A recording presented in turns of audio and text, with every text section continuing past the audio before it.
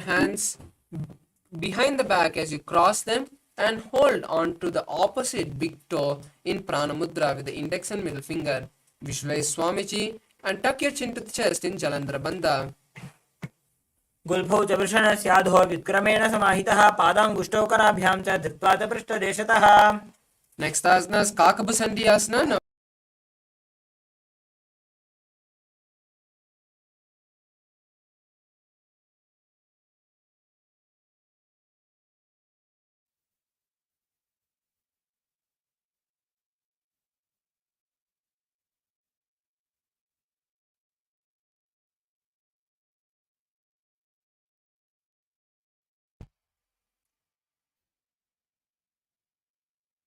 the next asana is Kakabusandi Asana. Now squat on the feet with the feet together. Wrap the legs from the inside as you try to interlace your fingers behind the back. Visualize a crow and gaze at the nose. प्रथमे वेशकौकटठाने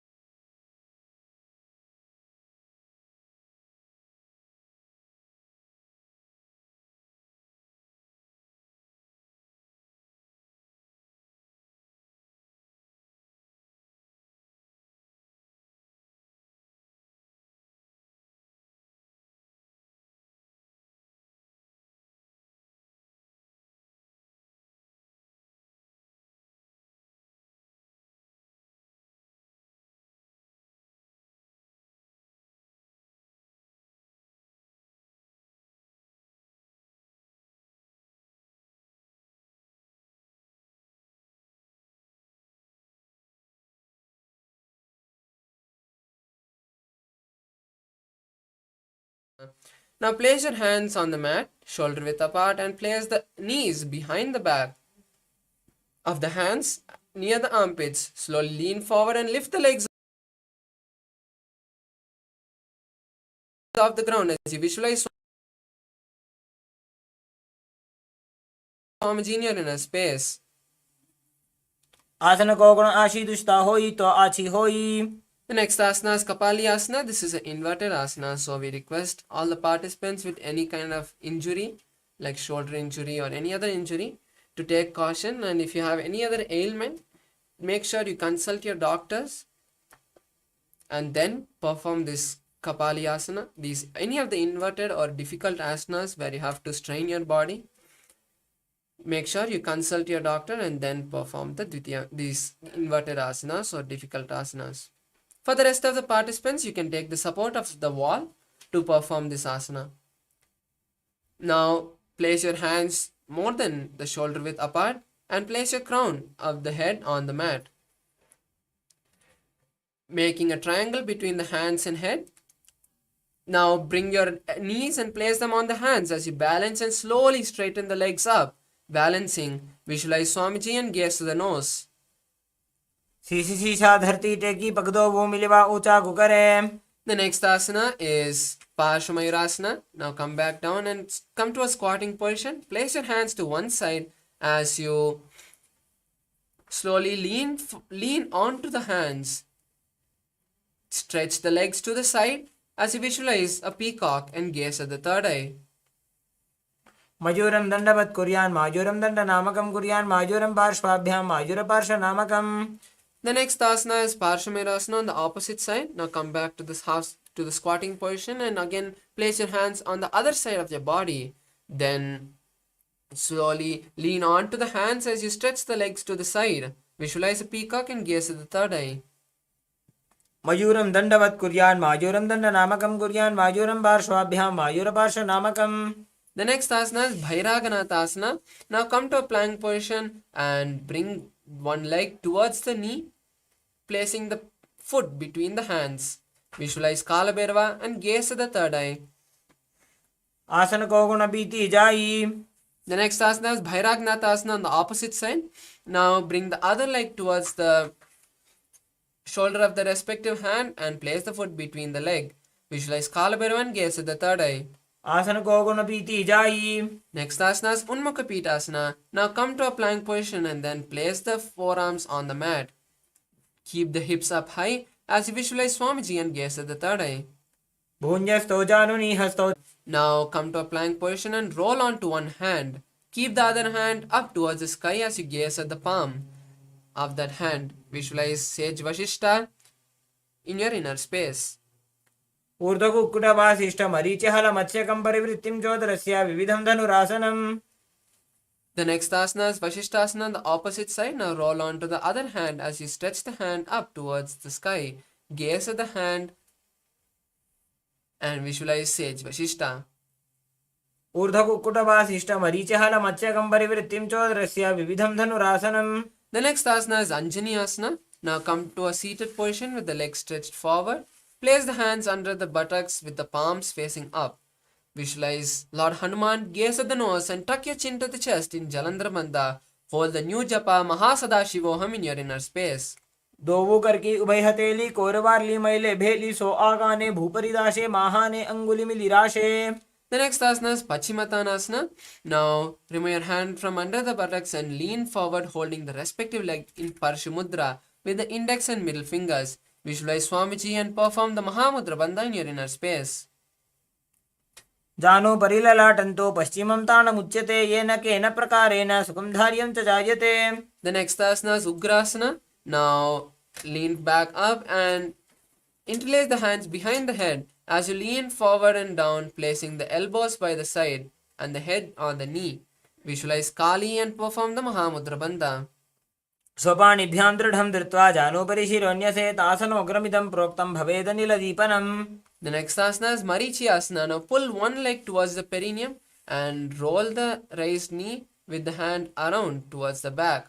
Bring your forehead to the knee and visualize Sage Marichi. उत्तानपादं क्रौञ्चं च मरीचिं वीरभद्रकं नटराजं त्रिकोणं च सुप्ताङ्गुष्ठप्रसारणे. The next asana is Mahamudrasana. Now place the right knee on the mat as you lean forward, holding the stretched leg with both the hands. Visualize Swamiji and perform the Mahamudra Bandha. महामुद्रां प्रवक्ष्यामि तन्त्रेऽस्मिन् मम वल्लभे यां प्राप्य सिद्धा सिद्धिं च कपिलाद्याः पुरागताः. Next asana is Marichi Asana on the opposite side. Now bring the opposite heel to the perineum and keep the knee raised as you wrap the raised knee with the hand and lock the hands behind the back. Visualize Sage Marichi and lean forward, placing the forehead on the knee. उत्तानपादं क्रौञ्चं च मरीचिं वीरभद्रकं नटराजं त्रिकोणं च सुप्ताङ्गुष्ठप्रसारणे. Next asana is Mahamudrasana on the opposite side. Now rest the raised knee on the mat and lean forward and down, placing the forehead on the stretched leg and holding the foot with both the hands. Visualize Swamiji and perform the Mahamudra Bandha. महामुद्रां प्रवक्ष्यामि तन्त्रेऽस्मिन् मम वल्लभे यां प्राप्य सिद्धा सिद्धिं च कपिलाद्याः पुरागताः. The next asana is Bhadrasana 2. Now bring the soles of the feet together and hold it with both the hands. Visualize Swamiji, gaze at the third eye, and start performing the Rechaka Kumbhaka, which is exhaling completely, holding the lungs empty and inhaling again for the following asanas.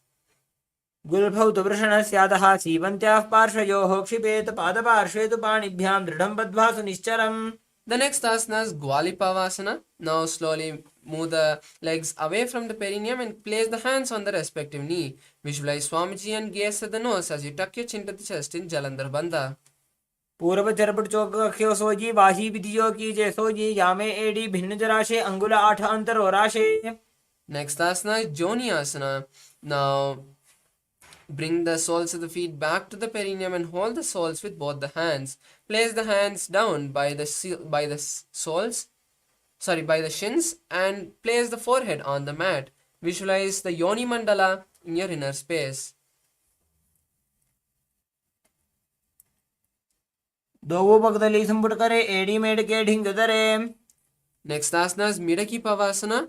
Now move your legs again away from the perineum and stretch the hands to the side as you slowly lean forward, placing the forehead on the mat behind the heels.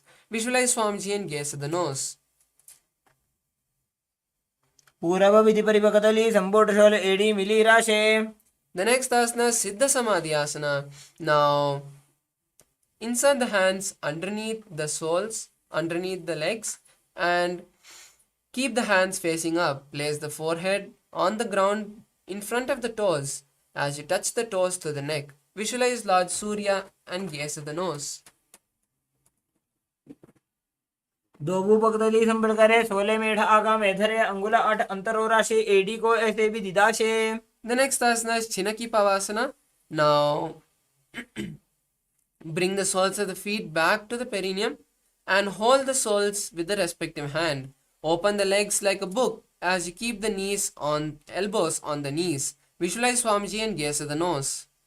दो पगा की AD धरती मगिवा मेढ लगावे. The next asana is Charpati Chokasana. Maintain the leg in the same posture as you place the hands on the respective knee. Gently push the knee towards the ground as you visualize Swamiji and gaze at the third eye.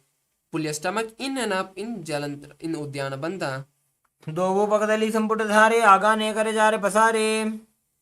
The next asana is Bhairavasana. Now lift the heels off the ground as you place the toes on the mat. Use the hand support if needed to push your body forward. Then place the hands on the respective knee in Bindu Mudra, touching the index and thumbs. Visualize Kala Bhairava and gaze at the third eye. गुल्भौ संपीड्य जान्योन्यं व्युत्क्रमेणोत्थितं शनैः जान्वोः पार्श्वगतौ हस्तौ दण्डवद् भैरवासनम्. Next asana is Samanasana. Now place one heel by the perineum and lift the other leg to the chest. Hold the leg with both the hands and visualize Swamiji and gaze at the third eye. समानासनमावक्ष्ये सिद्धमन्त्रादि साधनात् एकपादमुरौ दत्वा गुक्षोऽन्यलिङ्गवक्त्रके. The next asana is Apanasana. Now place the leg on the respective shoulder and stretch the other leg forward and up. Keep the hands by the side for balance and visualize Swamiji. Gaze at the third eye. केवलं पादमेकं च स्कन्धे चारोपे यत्ततः एकपादेन गगने तिष्ठेत दण्डवत् प्रभो. The next asana is Samanasana on the opposite side. Now place the heel place the opposite heel at the perineum and lift the other leg towards the chest with both hands. Visualize Swamiji and gaze at the third eye. समानासनमावक्षे सिद्धमन्त्रादि साधनात् एकपादं रोदत्वा गुह्योऽन्यलिङ्गवक्त्रके. The next asana is Apanasana. Now place the raised leg on the respective shoulder and stretch the opposite leg towards the sky. Gaze at the third eye and visualize Swamiji. केवलं पादमेकं च स्कन्धे चारोपि यत्ततः एकपादेन गगने तिष्ठेत दण्डवत् प्रभो.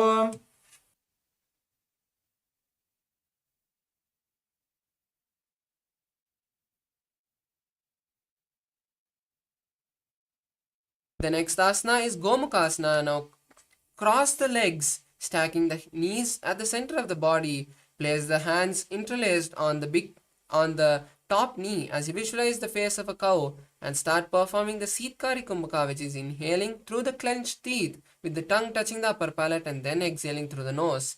Hold the new japa Om Nithyanandoham in your inner space. सव्ये दक्षिणगुल्फं तु पृष्ठपार्श्वे नियोजयेत्. The next asana is Anusuyasana. Now maintain the legs in the same posture as you hold the opposite leg in Prana Mudra with the index and middle fingers. Visualize Rishika Anusuya and gaze at the nose. दक्षिण गोड़ नीचे उठाने बापों ताके ऊपर आने.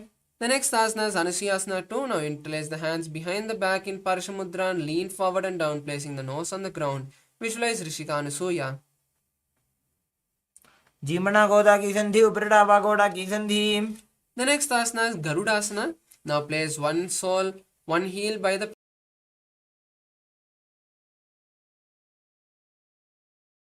perineum and the other leg flat on the mat with the knee to the chest. Place the hands on the respective knee as visualize Lord Garuda and gaze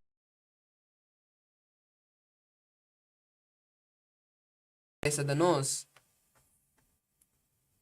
The next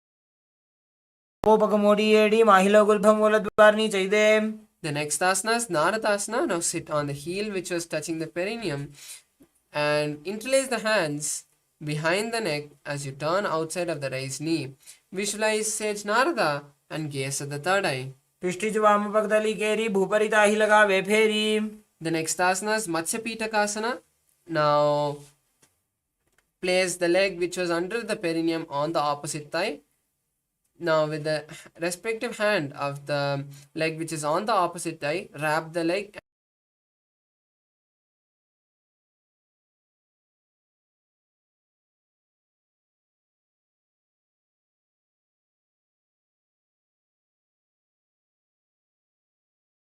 Gomukhasana on the opposite side. Now again stack the feet, stack the legs with the knees at the center of the body. Place the hand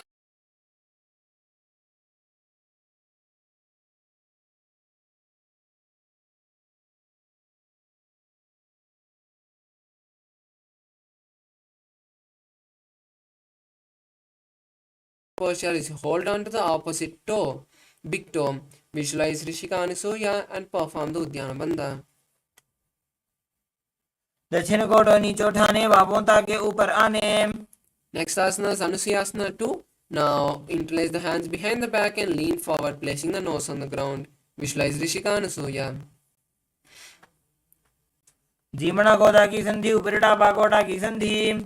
Next asana is Garudasana 2. Now place one heel by the perineum and the opposite leg flat on the mat with the knee to the chest. Place the hands on respective knee and visualize Lord Garuda.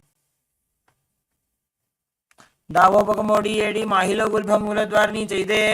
next asana is Naradasana. Now sit on the heel which was near the perineum and interlace the hands behind the neck as you turn outside of the raised knee.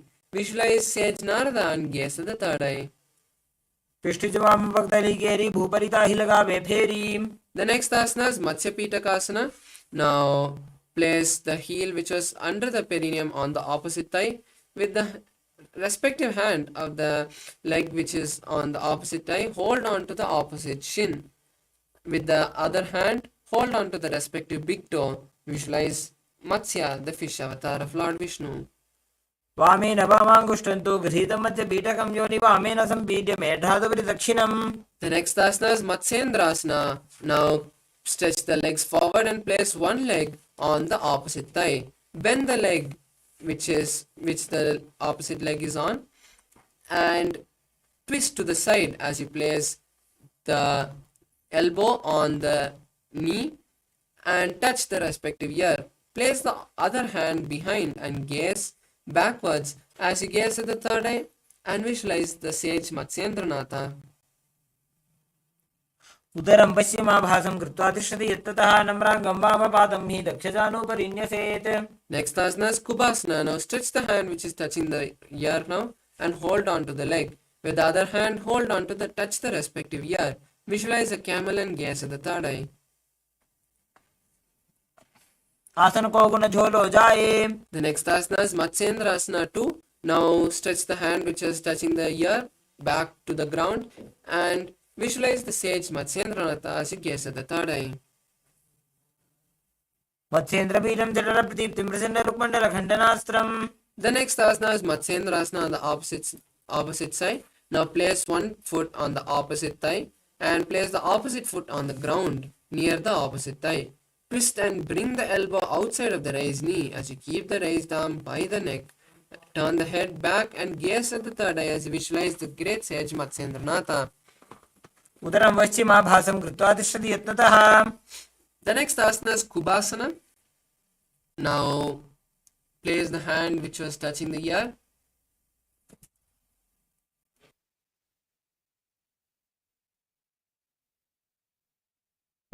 Now place the hand which was touching the ear. Hold the leg, opposite leg, as you lift the hand which is on the behind and touch the respective ear. Visualize the camel in your inner space. आसन को गुण झोलो जाए. Next asana is Matsyendrasana 2. Now place the hand which was touching the ear on the mat.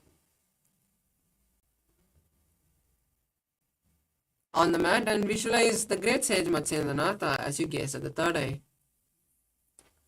मत्स्येन्द्रबीजं जठरप्रदीप्तिं प्रसन्नरुक्मण्डलखण्डनास्त्रम्. The next asana is Padmasana. Now place the leg on the opposite thigh as you keep the palms on the respective knee. Visualize Paramashivam, gaze at the nose. आसनं द्विधं प्रोक्तं पद्मं वज्रासनं तथा. The next asana is Padmasana 2. Now cross the hands holding on to the respective toe as you visualize the goddess Parvati and gaze at the nose. Hold the new japa Om Nithyananda Mahasadashivoham in your inner space. उत्तानो चरणो कृत्वा ऊरू संस्थो प्रयत्ततः. The next asana is Kukutasana. Now insert the hand through the gaps of the thighs and calves. Lift the body off the ground as you visualize the rooster and start performing the Saja Kumbhaka, which is inhaling, holding the breath and exhaling comfortably. पद्मासनं सुसंस्थाप्य नाड्भोरोरन्तरे करो. The next asana is Bhaddakeki asana. Now from Padmasana, raise onto the knees and place the palms on the ground with the fingers pointing back. Now slowly lean forward as you place the navel on the elbows. Lift the legs off the ground as you balance on the hand. Visualize Swamiji. धरामोष्टभ्यकरद्वयेन तत्कोर्परि स्थापितानाभिपार्श्वः. The next asana is Mayurasana. Now come to a kneeling position and then again lean forward, placing the navel on the elbow. Slowly lift the legs off the ground as you visualize yourself as a peacock. अथ पक्षे Mahadev मयूरासनमुत्तमम्. The next asana is Makarasana. Now lie down on the ground on the stomach as you interlace the hands behind the back. Open the legs wide apart with the toes pointing sideways. Visualize a crocodile. अध्यासशेते हृदयं निधाय भूमौ च पादौ च प्रसार्यमानो. The next asana is Shalabhasana. Now place the hands by your side and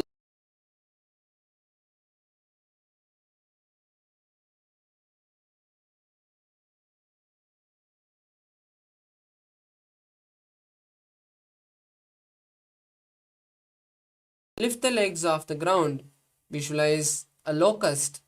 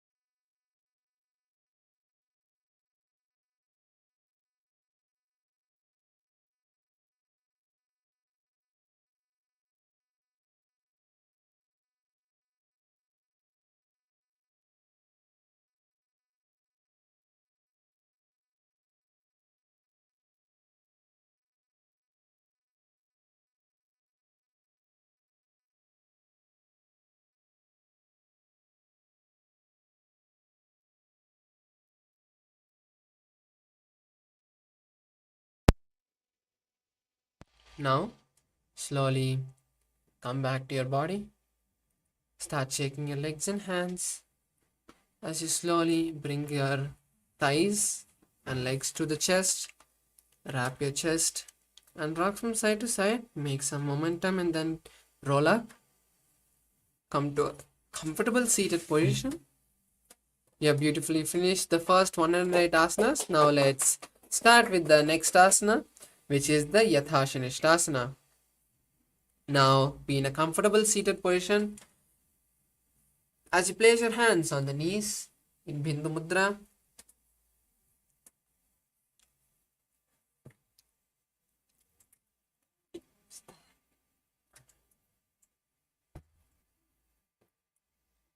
bring your hands to the knees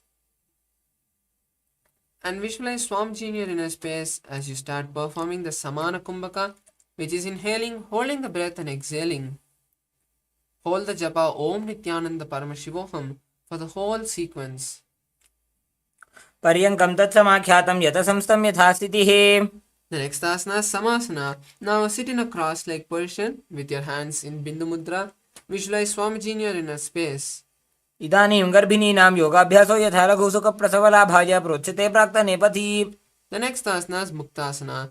Now sit with one leg on the thigh and the other leg under the opposite thigh.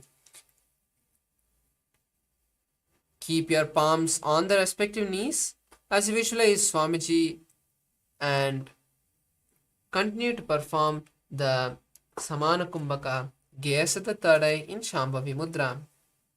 निपीड्य सीविनीं सूक्ष्मां दक्षिणेतरगुल्फतः.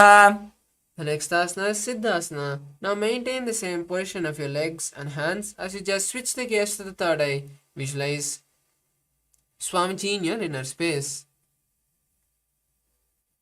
ऋजुकाय समासीन सिद्धासनमुदीरितम्. The next asana is Siddhyasana. Now continue to maintain the same position as you gaze at the floor. Tuck your chin and perform the Mahamudra Bandha as you visualize Swamiji in your inner space. वामपादके इडीजानो सीवनिमदिदासुकोठानो. The next asana is Rudrasana. Now roll your hands back up, placing the back of the palms on the knees. Touch your index and thumbs in Bindu Mudra. Gaze at the third eye and visualize Lord Rudra. वामचरणपरिदक्षिणराखे एकजुगतीये सेविदिदाखे. The next asana is Santadhunasana. Now continue to keep the body in the same position as you switch the gaze to the nose and visualize yourself as the embodiment of unshakable nature. आसन की गुणमन की चलता मीटे. Next asana is Siddhasana 2. Now bring your hands and cup them over each other in Samputa Mudra, making the palms like a lotus as you visualize Swamiji in your inner space. ऋजुकाय समासीन सिद्धासनमुदीरितं प्रसार्य भुविपादौ तु दोर्भ्यामङ्गुष्ठमादरात्. The next asana is Bandha Yoniyasana. Now keep the legs in the same position as you visualize you are the womb of creation. Now lock your senses in Shanmukhi Mudra by closing the mouth with the ring and little finger, closing the nose with the middle finger, closing the eyes with the index finger and the thumbs with the to the ear. यत्र मध्ये महादेव बन्धयोन्यासने शृणु. Next asana is Virasana. Now place the hands back on the knee as you keep them in Bindu Mudra, touching the index and middle. Visualize your the space of bravery. एकं पादमथैकस्मिन् विन्यस्योरुणि संस्थितः. The next asana is Valmikasana. Now continue to keep the legs and hands in the same posture as you switch the gaze to the third eye and visualize the great sage Valmiki. दावापगी पगतली पुनि AD है जोय. The next asana is Joni Mudrasana. Now keep the hands on the respective knee with the palms on the respective knee. Gaze at the nose and visualize the Yoni Mandala as projected on the screen. वामपादकी पगतली जाहि माहिली core. The next asana is Yoni Asana. Continue to keep the body and the hands in the same posture. As you switch the gaze to the third eye, continue to visualize the Yoni Mandala. योन्यासनं पर्वतेन योगं योगफलेनिलम्. The next asana is Bhadrasana 3. Now bring the soles of the feet together and hold the soles with both the hands. Visualize Veerabhadra, gaze to the nose and perform the Uddiyana Banta. गुल्भौ च वृषणस्यादः सीवन्त्याः पार्श्वयोः क्षिपेत्.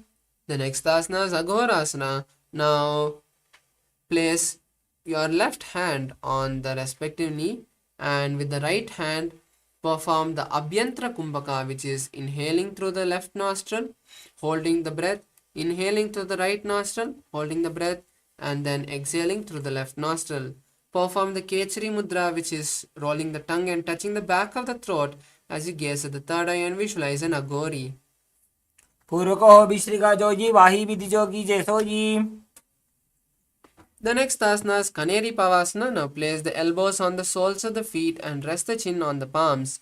Visualize a female elephant drinking water and gaze at the nose as you perform the Uddiyana Bandha. Start performing the Rechaka Kumbhaka, which is exhaling completely, making the lungs empty and then inhaling again. ग्वाली पाव आसन कक्ष्यो है जैसे Yahoo में जाने विधि तैसे. The next asana is Parasana. Now lift the knees together and bringing the soles of the feet together, hold the soles of the feet and raise the legs up towards the chest, resting your chin on the toes. Visualize Swamiji and gaze at the nose. ततोर्ध्वं रेचयेद् वायुं मृदुनिश्वाससंयुतम्. The next asana is Gopi Chandasana. Now keep the soles of the feet together and pull them towards the chest as you rest the chin on the toes. Visualize the king and gaze at the nose. पूरव विधि परिपक्तली संपूर्ण शोल एडी मिली राशे. The next asana is Udharasana. Now from the previous asana, raise the legs up towards the forehead, keeping the legs in front of the face.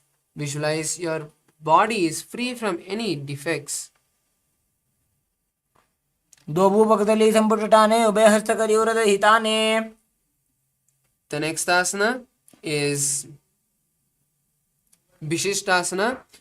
Now sit with your feet together and bring the arms under the legs. Raise the feet up to the face with the fingers interlocked around the feet. Visualize Swamiji and visualize yourself excelling in everything. दो भूपक्तली जोड़ी संपुट करे. The next asana is Bhujasana. Now place the legs on the respective shoulder as you roll your hands around the leg and try to interlace them behind the neck. Visualize a snake.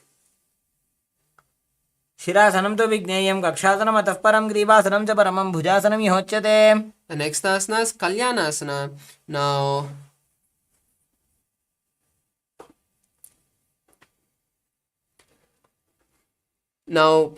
keep the legs on top of the respective shoulders as you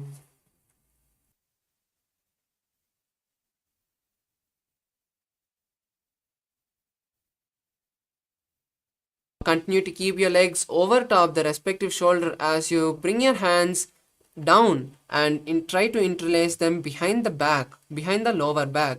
Visualize a beautiful goddess and gaze at the nose. दो हाथ पगों बीच आने तिनको कोड़ा नीचे ठाने. The next asana is Sankatasana. Now place one heel under the perineum and sit on the heel and raise the other leg, crossing it over the leg which you are sitting on. Place the heel of the leg by the side of the hip as you keep the hands on opposite knees. Visualize a swan and start performing the Ujjayi Kumbhaka, which is inhaling and exhaling, making an ocean-like sound. वामपादं चितेर्मूलं सन्यस्य धरणीतले. The next asana is Dhenukasana. Now slide the heel which is under the perineum to the opposite side and keep your hands on the top knee. Visualize the cow and perform the Udyana Bandha. अनुशाकीनगरपञ्चडं वृषीलिन्दकल्यं knee. The next asana is Machandrasana. Now place one leg on the opposite thigh and place the other leg on the opposite knee. Visualize Swamiji as you twist your body holding on to the opposite thighs. Gaze at the third eye. वामजङ्गपरदक्षिणटाने वामहस्तपिष्टेति स आने. The next asana is Machandrasana 2. Now hold on to the opposite leg and lean forward and down, placing the forehead on the mat. Visualize Swamiji in your inner space. प्रथमजी मनोचरणजोजी वामजङ्गपरिराखेसोजी. Next asana is Guru Asana. Now raise back up and interlace the fingers, place them on the top knee. Perform the Mahamudra Bandha and visualize Swamiji. ऊरुमूलैत्रपादस्य कनिष्ठिका प्रदेशगुल्भं संस्थाप्य. The next asana is Sankatasana on the opposite side. Now place the opposite heel under the perineum and raise the other leg, stacking it over this leg and placing the heel by the opposite hip. Visualize the beautiful swan and keep your hands on opposite knees. वामपादं चितेन्मूलं सन्न्यसधरणीतले. The next asana is Dhenukasana. Now slide the heel which is under the perineum to the side and keep the hands on the top knee. Visualize the cow and perform the Udyana Bandha. अनुशाकीनगरपञ्चडं वृषीलिन्दकल्यं knee. The next asana is Machandrasana. Now place one leg on the opposite thigh and the other leg on the opposite knee. Twist your body and hold on to opposite thighs as you visualize Swamiji and gaze at the third eye. वामजङ्गपरदक्षिणटाने वामहस्तपिष्टेति स आने. The next asana is Machandrasana 2 on the opposite side. Now hold on to the opposite legs as you lean forward, placing the forehead on the ground. Visualize Swamiji in your inner space. प्रथमजी मनोचरणजोजी वामजङ्गपरिराखेसोजी. The next asana is Guru Asana. Now raise back up and interlace the fingers, placing them on the top knee. Perform the Mahamudra Bandha and visualize Swamiji. ऊरुमूलैत्रपादस्य कनिष्ठिका प्रदेशगुल्भं संस्थाप्य. The next asana is Pashasana. Now bring your thighs to the chest and hold on to opposite knees. Visualize Swamiji in your inner space and gaze at the third eye as you start performing the Kechari Mudra for the following asanas, which is rolling the tongue and touching the back of the throat. पादतले भूमो निधाय जानुनिवृत्ति निधाय.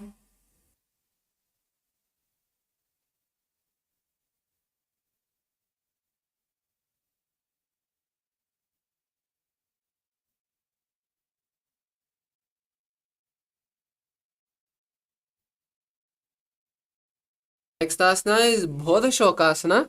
Now hold on to opposite wrists as you continue to keep your legs to the chest. Now place the chin on in the gap between the thighs. Visualize Swamiji and gaze at the nose. द्वौ भगदली भूपरितरे कोरमाहिलीये सेकरे. The next asana is Kurakatasana.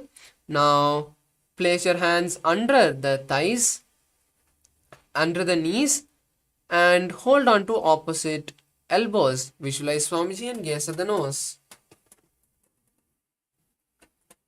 दो हाथ पग बाहर ल्यावे घोड़ा नीचे ले टहरावे. Next asana is Sumati Asana. Now cross the right ankle over the left as you visualize the great sage Sumati and gaze at the nose. मूलद्वारी धरती परिठाने डावा पग परितचपत आने. The next asana is Dandasana. Now release the legs and stretch them forward as you interlace the fingers and stretch them up, keeping the elbows straight and the palms outwards. Perform Udyana Bandha and visualize Swamiji as you gaze at the nose. इदानीं गर्भिणीनां योगाभ्यासो यथा लघु. The next asana is Arambhasana. Now lean forward and down, placing the forehead on the knees. Hold the respective leg in Prana Mudra with the index and middle finger. Visualize Swamiji in your inner space and perform the Nadi Shodhana Kumbhaka, which is inhaling, visualizing the prana travel from the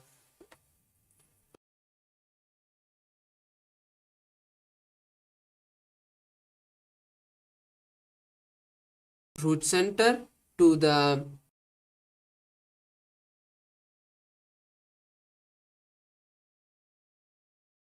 crown, and visualize Swamiji in your inner space. दो वो पग Mileva पसारी पगा का अंगूठा पकड़ी लीला टकोड़ा लगावे. The next asana is Bhidokasana. Now sit with the legs stretched and extend the legs slightly apart. Keep one hand distance between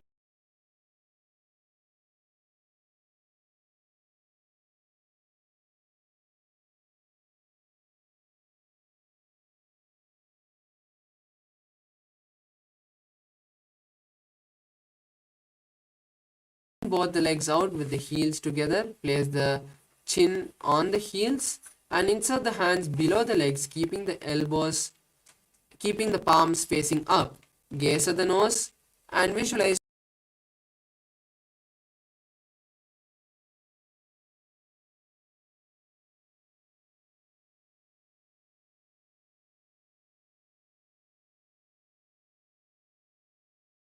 neck.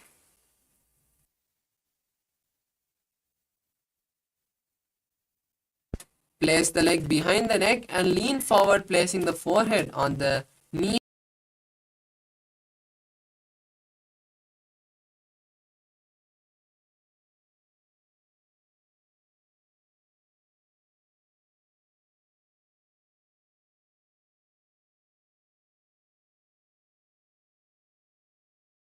As you hold the leg behind the head with the opposite hand, visualize you're the eternal one and gaze at the nose.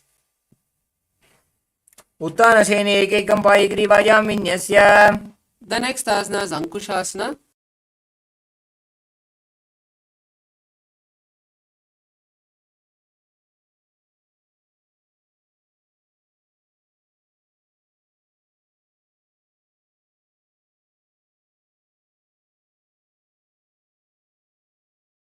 ग्रीवायां कुर्वन्.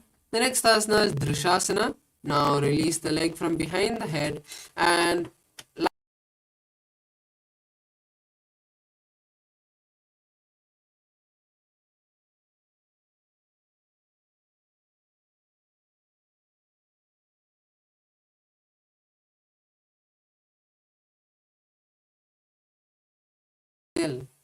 उत्तानसेनं जानुनि हृदयवष्टम्भ.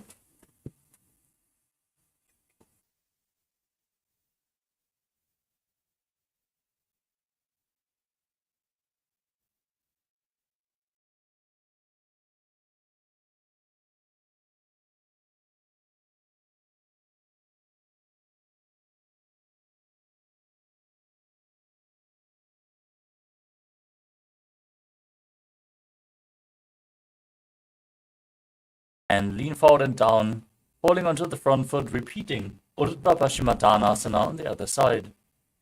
पश्चिमतानवत् संस्थितिं कृत्वा एकं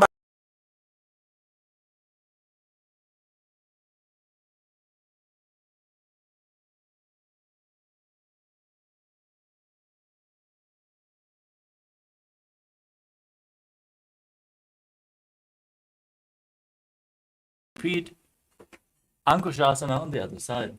उत्तानशेत एकैकं पादं ग्रीवायां कुर्वन् इतरहस्तं कर्णमूले स्थापयेत्.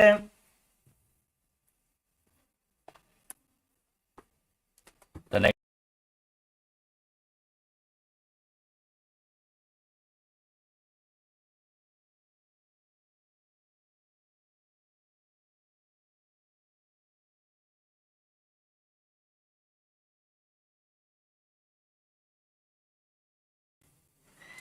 Next up is Atmadhammasana. While laying on your back, raise your legs towards your head and wrap your hands around the legs.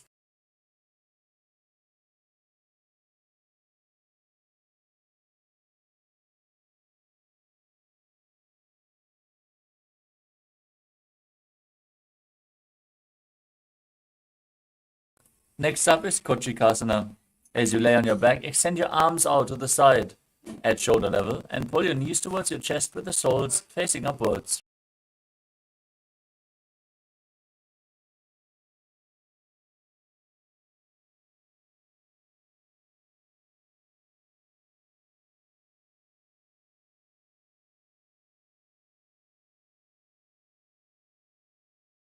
Arms extended to the side, knees pulled towards your chest. This is the neutral position. Now drop one knee to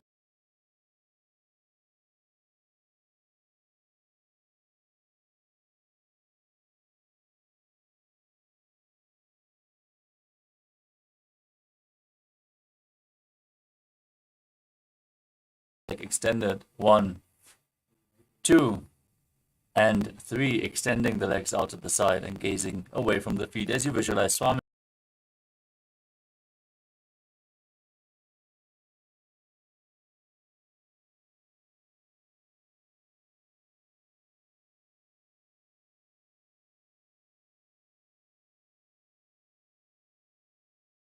Bend your knees and place your feet flat on the ground.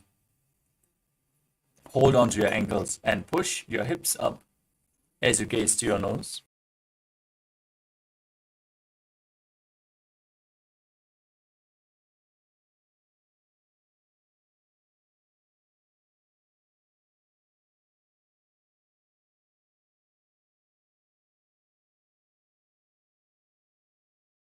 Top of your shoulders, fingers pointing towards your feet, and push your entire body off the mat. Raise your hips high.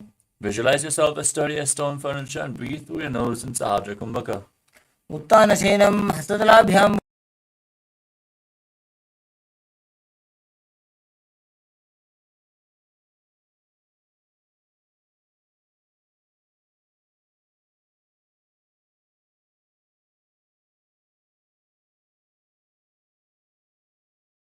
Visualize yourself as a dog, playfully rolling around on its back. शवच्छरीरं संस्थाप्य जानुनी सम्मील्य नाभो वा निजा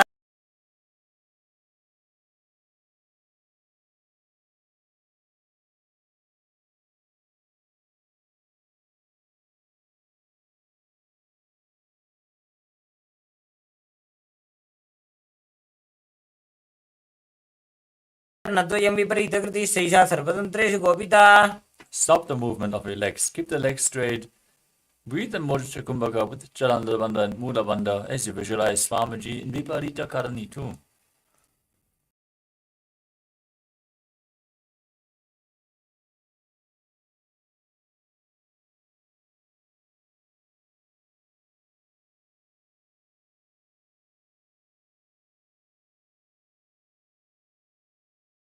Flat on the mat behind you, visualizing yourself as a plow in Langalasana.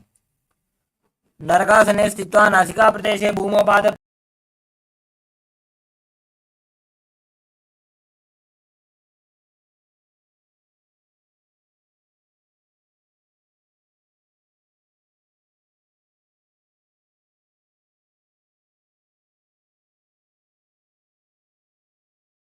Internally chant the Mahavakya Om Nithyananda Paramashivoham. तानं शयित्वात् कुर्वीता शयितपश्चिमतानकम्. Next up is Supta Konasana as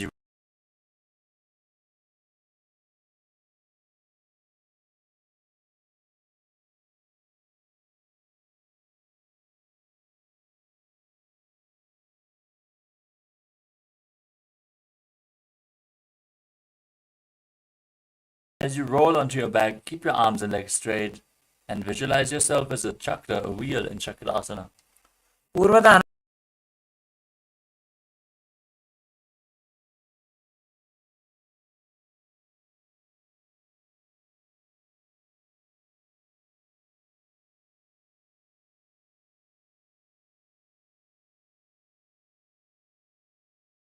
In Supta Prasarita Paramgushtasana, उत्तानपादं क्रौञ्चं च मरीचिं वीरभद्रकं नटराजं त्रिकोणं च सुप्ताङ्गुष्ठप्रसारणे.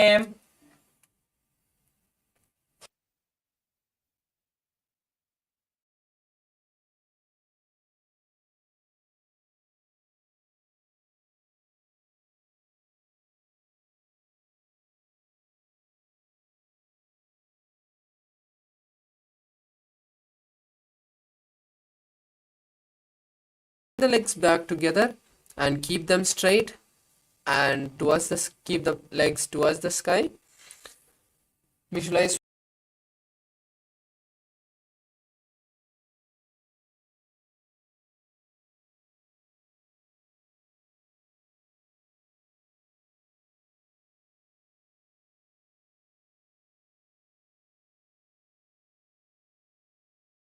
asanas Matsyasana. Now cross your legs into Padmasana and slowly place the legs on the ground. Now raise your hands, keeping them behind the back, and hold on to opposite elbow.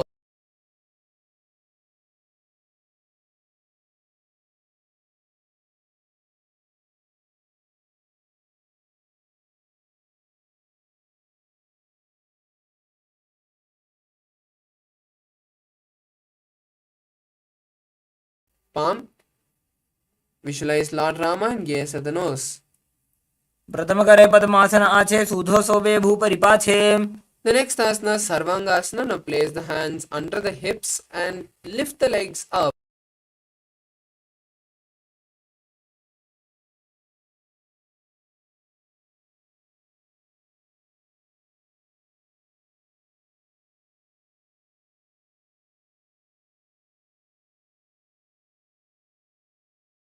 On the opposite thigh and bring that leg towards the head.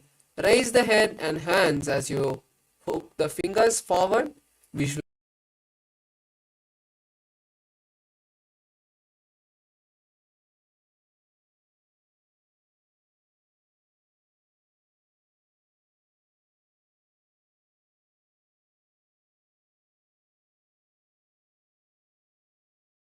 of the legs and lift the head and hands forward. Visualize a scorpion and gaze at the third eye. प्रथमशेन सूधो शीर्षकेशिकी सन्ति सुदाखे. The next asana is Vrishapadakshepasana. Now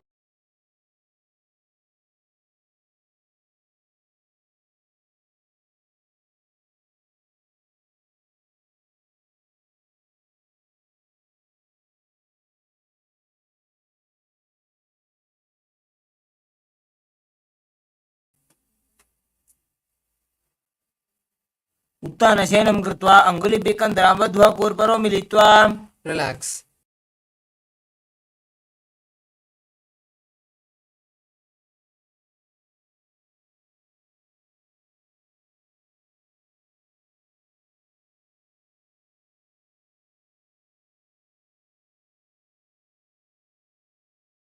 कृत्वा जानुद्वयं पर्यायेन कर्णयोः संस्पृशेत्. The next asana is Vrikasana. Now as you lie down, lift the feet and bring them, place the feet flat on the ground.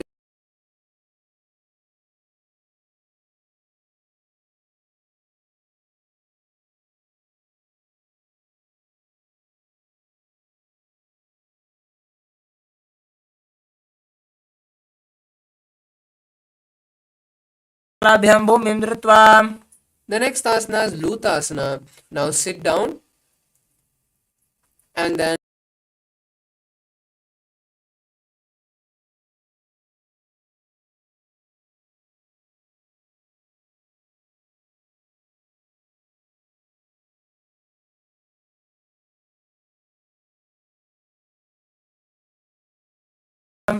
is Sarathasana.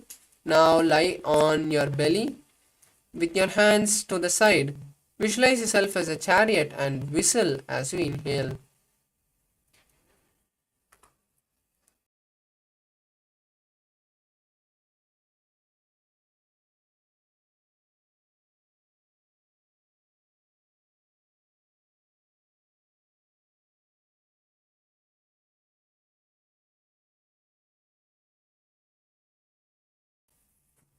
हस्तद्वयं बद्ध्वा तन्मध्ये चरणद्वयम् उड्डानैव बहिरानीय. The next asana is Jatyasana.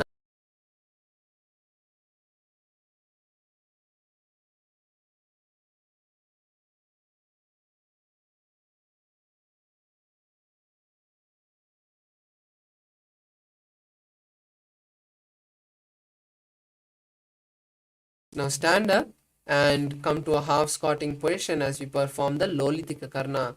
Keep your knees slightly bent heels touching and toes pointed out. Stretch your hands to the side and tilt your head back. Now bring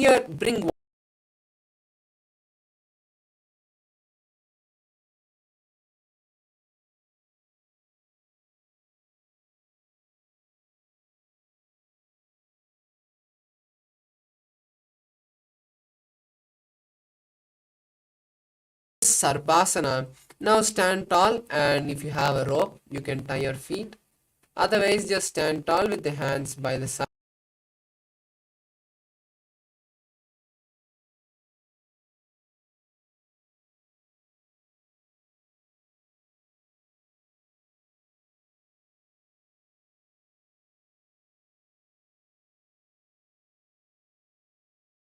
Crown center.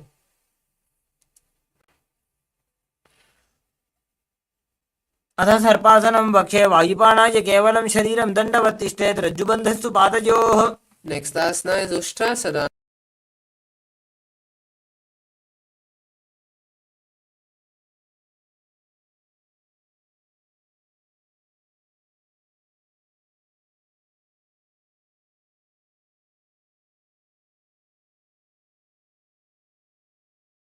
Now stand tall again and then lean forward, inserting the hand from the side of the feet.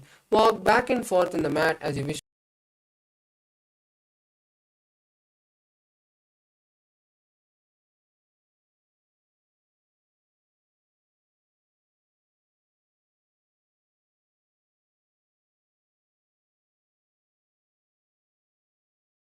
Visualize a bird diving.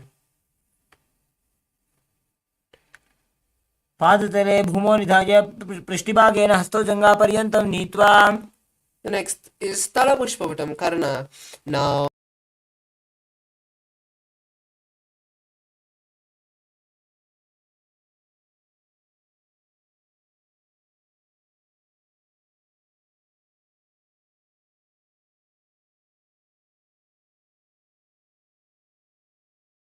bring the waist and shoulder of the respective heel. Visualize you're holding and offering a bouquet of flowers to Paramashiva. The next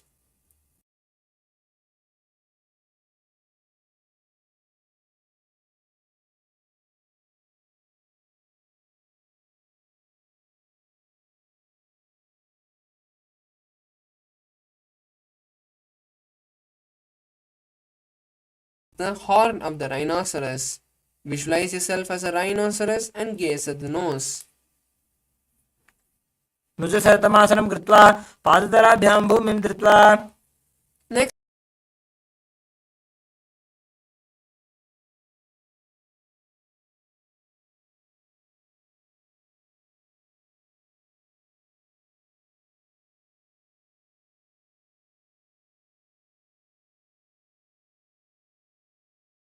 asana is Musalasana. Now stand with the feet together and raise the hands above the head.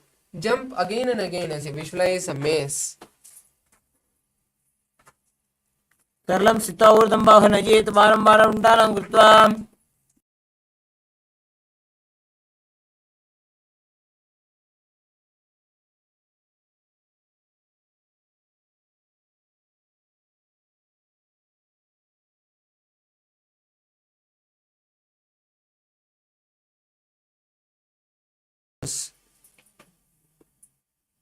सरलं स्थित्वा ऊर्ध्वं बाहुं नयेत्. The next is Parshvajanu Karana. Now come to a half squat.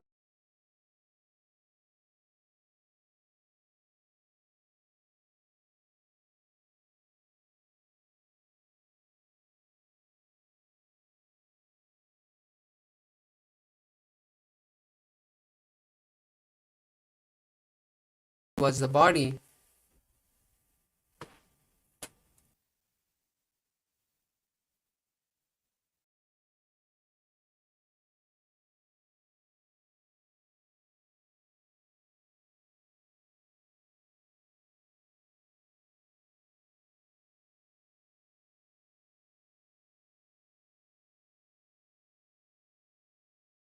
Stretched legs straight. Visualize Paramashiva dancing.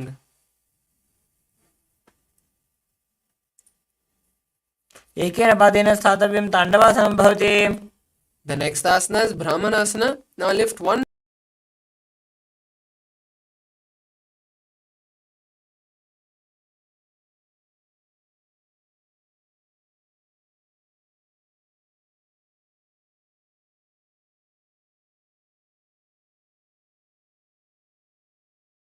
tap the other leg as you place the leg by the calf of the standing leg and simultaneously wrap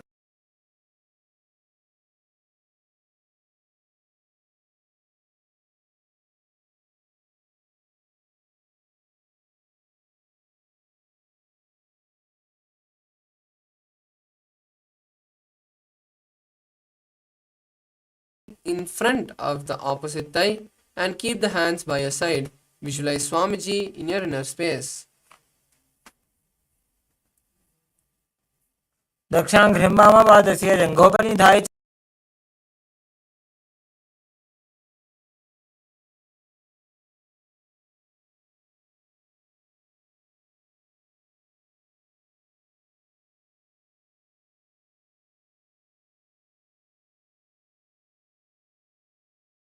Quickly rotate your body on the standing leg as you visualize the North Pole star.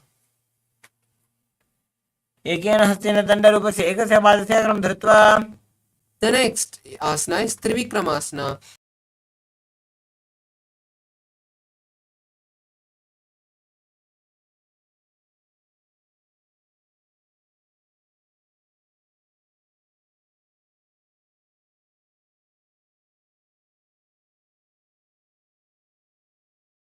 Now we'll be performing the Parshvajanukarna on the opposite leg.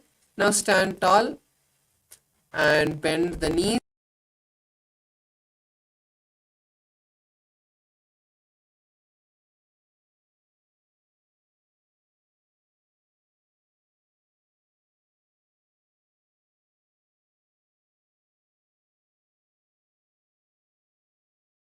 Savasana on the opposite side. Now stretch the opposite leg forward as you sit down and stand up. Visualize Paramashiva dancing.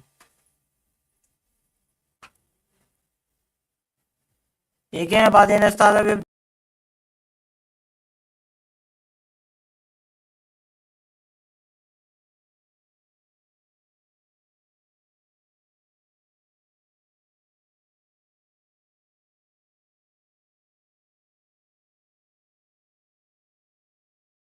ब्राह्मणासनमावक्ष्य यत्कृत्वा ब्राह्मणो भवेत्. The next asana is Garudasana. Now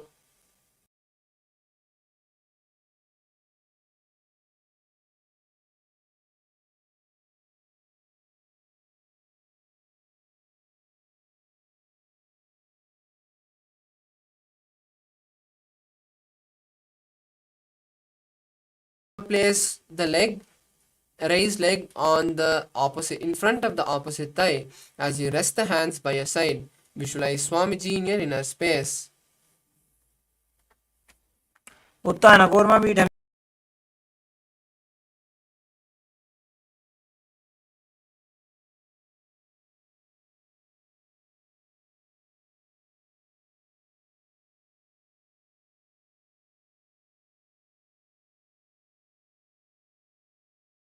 हस्तेन दण्डरूपस्य एकस्य पादस्य अग्रं धृत्वा The next asana is Trivikramasana on the opposite leg. Now place the opposite leg behind the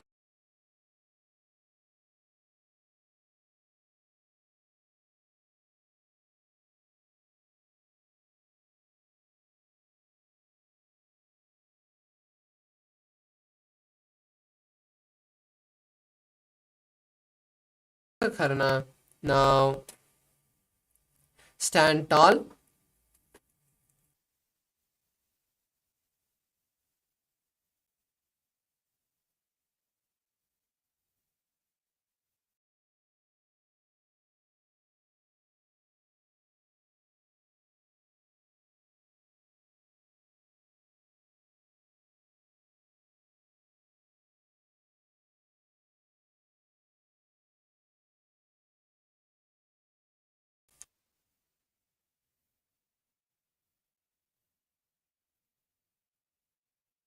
The next asana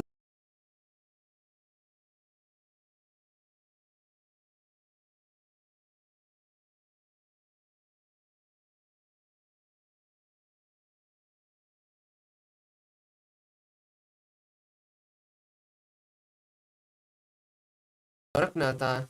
As you start performing the Jiva Chala Kumbhaka, which is inhaling, visualizing the prana traveling all over your body and then exhaling. प्रथमहि बोहोये बाहुरी नीचो पुनिहोवे. The next asana is Kanchi Asana.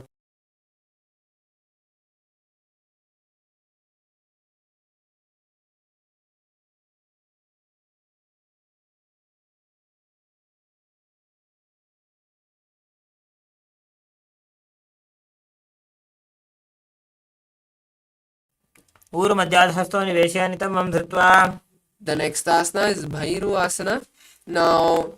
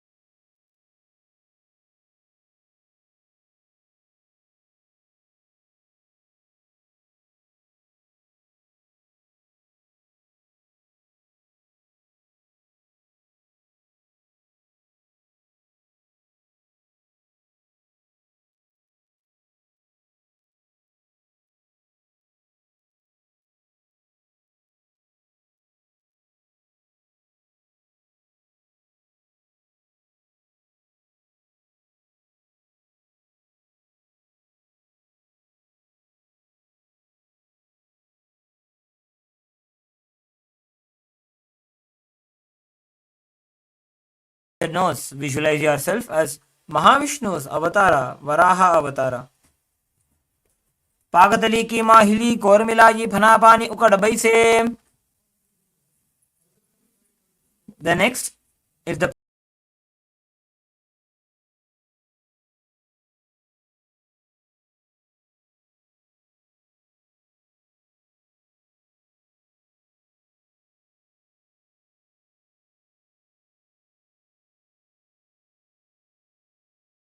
toes in Prana Mudra. Visualize Supreme Pontiff of Hinduism, Swamiji, in your inner space.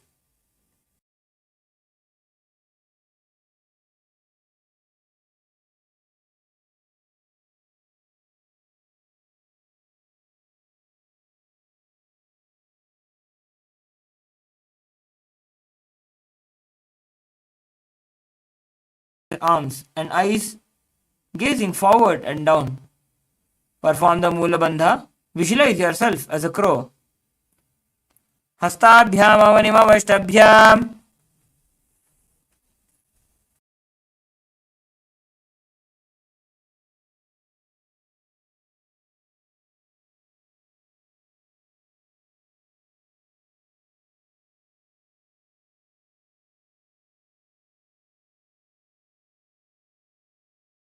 You can please consult your doctor and before performing this asana. Moving ahead.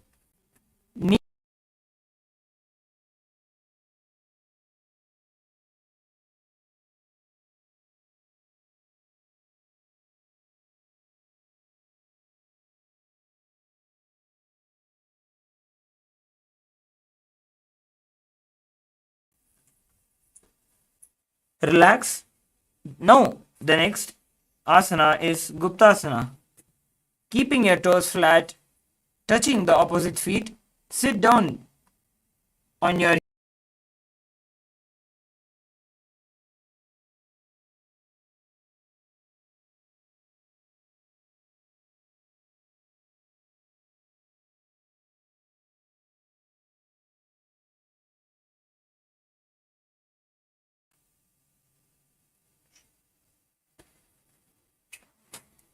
The next will be performing the Vrikshasana.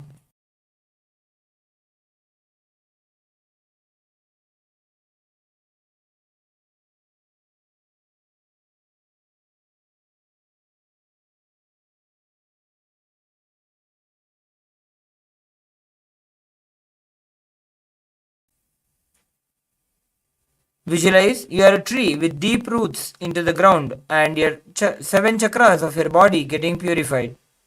Saptachakrakshalanaya vrikshasana visheshakan. Maintaining the same posture.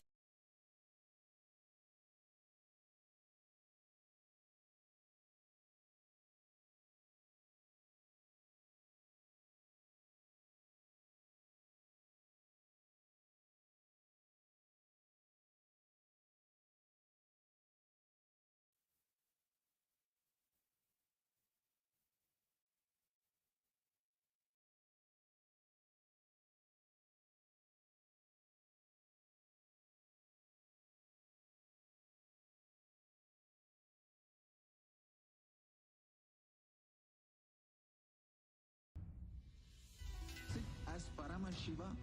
Inhale and exhale deeply with 25 heads and 75 eyes and 50 hands.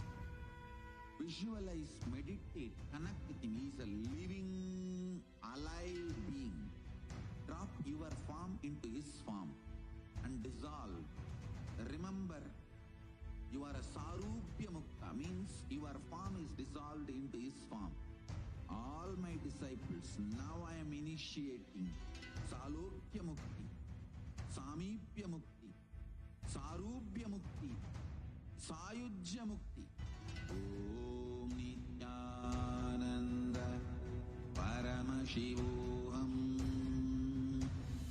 Om Nithyananda Paramashivoham. Om Nithyananda Paramashivoham. Om Nithyananda Paramashivoham. Om Nithyananda Paramashivoham. Om Nithyananda Paramashivoham. Om Nithyananda Paramashivoham. Om Nithyananda Paramashivoham. Om Nithyananda Paramashivoham. Om Nithyananda Paramashivoham. Om Nithyananda Paramashivoham.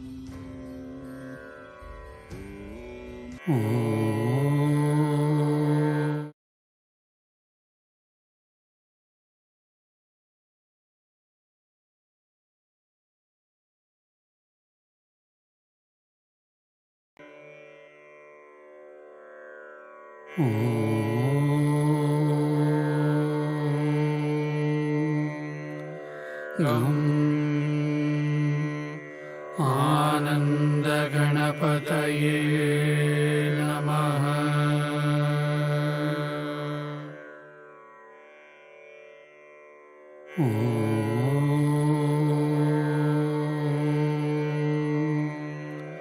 गं आनन्दगणपतये नमः।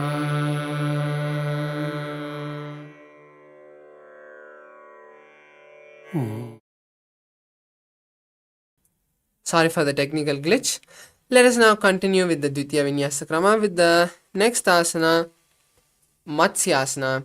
Now place your hands shoulder width apart on the mat and come to a plank position as you lean forward, as you lean down and come back up again and again. Visualize a fish in your inner space. Nityam Shayanam Kurupara Parshvabhagaya Murtagritya. The next asana is Sarpasana. Now lie on the belly and hold your hips as you lift the chest up and move from side to side. Visualize a snake in your inner space. Nityam Shayanam Kurparabhyam Bhumimostabhya The next asana is Niralambhanasana. Now place your elbows on the mat and rest your chin on the palms. Visualize feeling self-supported. कराभ्यां पङ्कजं कृत्वा तिष्ठेत् कुर्परया सुधीः. Next asana is Chatrasana. Now place your hands on the mat in front and lift your upper body, bending your back and lift your legs simultaneously, trying to touch the head to the legs. Visualize yourself as an umbrella. अर्ध्यासनं स्थित्वा हस्ततलाभ्यां भूमिं वष्टभ्य. The next asana is Vajrasana.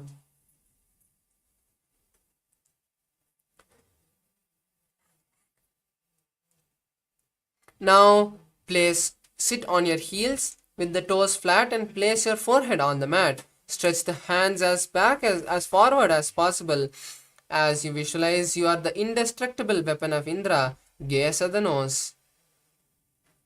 इदानीं गर्भिणीनां योगाभ्यासो यथा लघु. The next asana is Meshasana. Now from the previous asana, raise your hips up as you start alternate striking one hand to the mat. Visualize yourself as a powerful Ram.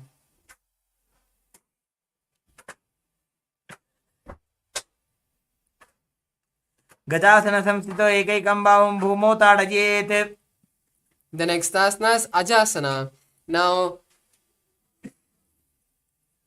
place your hands on the mat and kick your legs up into a handstand. Then slowly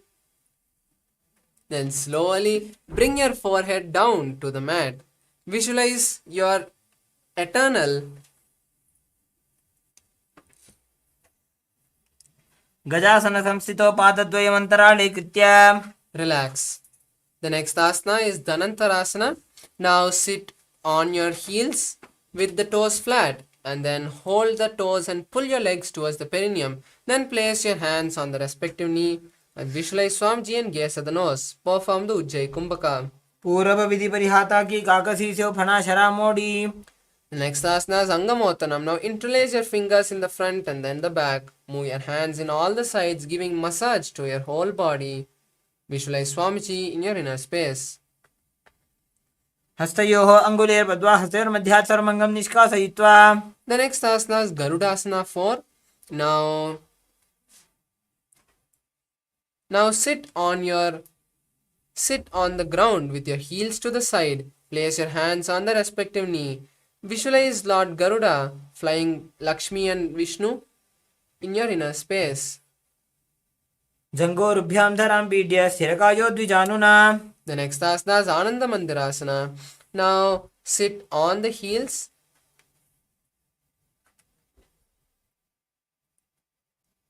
As you place your hand under the ankles, visualize you are residing in a blissful temple and gaze at the third eye. अथ पक्षे वीरनाथ आनन्दमन्दिरासनम्. The next asana is Mandukasana. Now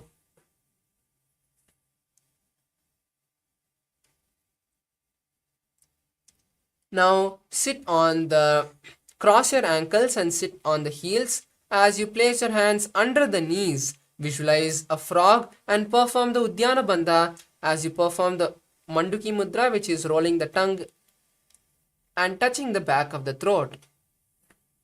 पृष्ठं सम्पीड्य गुल्फाभ्यां जान्वङ्गे सबलयाकृतिः. The next asana is Narasimhasana. Now uncross the ankles and sit on the heels with the toes down.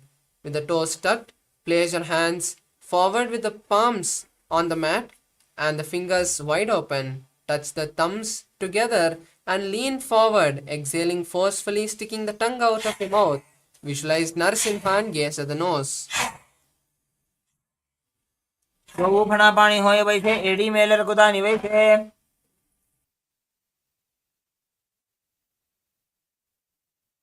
Next asana is Bhishrikasana. Now continue to sit on the heels with the toes tucked. Place your hands cupped in front of your mouth as you insert the thumbs under your teeth. Visualize Durga and gaze at the nose as you perform the Bhishrika Pranayama, which is inhaling through the left nostril and exhaling through the mouth. दो फणा पानी होए वैसे एडी Mailer गुदानी वैसे. The next asana is Makadasana. Now sit on your heels with your ankles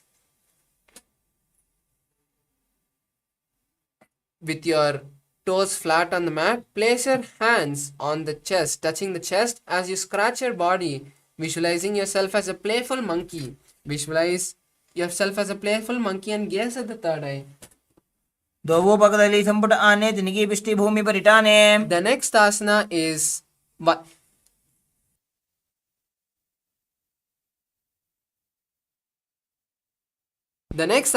Vajrashankarasana. Now sit on your heels with the soles of the feet together. Raise your knees off the ground and cross your hands behind the back, holding on to opposite elbows. Visualize a diamond and gaze at the nose. प्रथम पना पानी होए वैसे दोवो AD गुदानी वैसे. The next asana is Khanjanasana. Now cross the ankles and sit on the heels. Place the hands by the side of your body. Perform the Uddiyana Bandha and visualize your body having perfect health. Gaze at the nose. खञ्जनासन महापक्षे यत्कृत्वा सुस्थिरो भवेत्. Next asana is Kurmasana. Now continue to keep the ankles crossed as you place the hands on the respective knee. Visualize a tortoise and gaze at the nose. गुल्भौ च वृषणस्याधो व्युत्क्रमेण समाहितौ. The next asana is Yogasana. Now continue to keep the body in the same posture as you visualize Swamiji and gaze at the nose. गुदं नियम्य गुल्फाभ्यां व्युत्क्रमेण समाहितः. The next asana is Vijogasana. Now raise onto the knees and come to a kneeling position with the toes tucked. Cross your ankles as you bring the foot next to the opposite knee. Hold the opposite leg ankle by placing your fingers inside and the thumbs out. Visualize Swamiji and gaze at the nose. घोड़ा वामो उभो होई घोड़ा आड़ा राखे दोई. The next asana is Ushtrasana. Now uncross the ankles as you continue to be in the kneeling posture. Bend back and hold on to the ankles as you push the hips forward and tilt the head back. Visualize a camel in your inner space. मेरुदण्डग्रन्थि दाढ्या संविवादयिषु पुमान्. The next asana is Jatyasana. Now sit between your heels and bring your forearms to the ground and touch your head to the ground. Visualize a blooming lotus and gaze at the nose. दो AD संपुट करे 16 मूलद्वारी तरि धरे. The next asana is Viratasana. Now place your back on the mat and then get up. Do this again and again. You can use your hands for support if needed. Visualize yourself being completely healed and gaze at the nose. जंगा पृष्ठभूमो निधाज्य जंगोत्रयोः ऊरुनि संस्थाप्य. The next asana is Kapotasana. Now from Viratasana, raise the hips higher and bring the forearms on the mat. Hold the back of the heel and bring the head between the feet. Visualize a beautiful dove. मेरुदण्डग्रन्थि दाढ्या संविवादयिषु पुमान्. Next asana is Varasana. Now come to a kneeling position with the toes tucked and the feet together. Hold the opposite elbow and visualize receiving a boon from Paramashiva. Gaze to the nose. दानुनि भूमौ संस्थाप्य हस्ताभ्यां बाहु परस्परं धृत्वा. Next asana is Varahasana 2. Now from this kneeling position, sit on your heels with the toes tucked. Place your forehead on the mat and hold the head with both the hands. Visualize Varaha, the boar avatar of Lord Vishnu. सूर्यं चन्द्रं भेदनानि आसनानि निकथ्यते. Next asana is Mundasana. Now this is an inverted asana, so you can take the support of the wall if needed. Now place your forearms on the ground, shoulder width apart, and interlace the fingers. Then place the crown of the head between the interlaced fingers and kick the legs up, coming into a headstand. Visualize yourself as a lobed tree and gaze at the nose. अधो मुंडासनं वक्ष्ये सर्वेषां प्राणिनां सुखम्. The next asana is Andhasana. Now sit on your heels with the toes flat. Place your head between your knees and cover your ears. Visualize Swamiji and gaze at the nose. प्रथम पगदली समटहरावे कोरमाहिली उभे मिलावे. Next asana is Viparita Shalabhasana. Now lie on your stomach and stretch your hands forward. Simultaneously lift the legs, hands and chest off the ground as you visualize a locust. शलभासन भेदाश्च नटभेरुण्ड नामके गण्डभेरुण्ड सहिते शीर्षदण्डासनं तथा. Next asana is Kapalasana. Now bring the hands to the side of the body with the palms facing down. Lift the legs alone off the ground as you visualize a skull. कपालं भूमो निधाय ऊर्ध्वं पादो नजेत्. The next asana is Akasha Bhairava. Now continue to keep your hands by the side of your body as you kick the legs up, bringing the legs to the front, to the side of the head from behind. Visualize a beautiful dove. उष्ट्रासने स्थित्वा चरणौ भूमेरुत्थाप्य. Next asana is Chatakasana. Now sit on your heels with your toes flat. Place your forehands on the mat as you visualize a sparrow. कूर्परपर्यन्तौ हस्तौ धरामोष्टभ्य. Next asana is Vrishikasana. Now continue to keep your elbows and palms on the ground as you lift the knees up and kick your legs. Slowly bend the legs and bring the legs from the back, touching your head. Visualize a scorpion and perform the Saja Kumbhaka. विच्छेव पुच्छप्रतिमां कृपाश्रीं धृत्वा स्वशीर्षे चिबुकं विधार्यकौ. The next asana is